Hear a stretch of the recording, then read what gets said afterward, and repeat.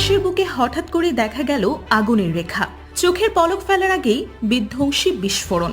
ইসরায়েলের প্রতিরক্ষা ব্যবস্থা যেন কিছুক্ষণের জন্য থমকে গেল।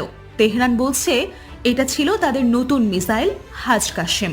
নামটা শুনেই অনেক কিছু বোঝা যায়। শহীদ কাশেম সোলাইমানির নামে এই মিসাইল যেন তার প্রতিশোধের প্রতীক হয়ে উঠেছে।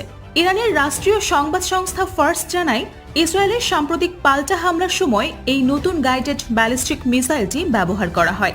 মিসাইলটি এতটাই উন্নত যে মার্কিন থাড ও প্যাট্রিয়ট সিস্টেম দুটোকেই সহজে ফাঁকি দিতে সক্ষম বলে দাবি করেছেন ইরানি প্রতিরক্ষা মন্ত্রী জেনারেল আজিজ নাসিরজাদে। মে মাসের শুরুর দিকে এই মিসাইলটি উন্মোচন করে ইরান।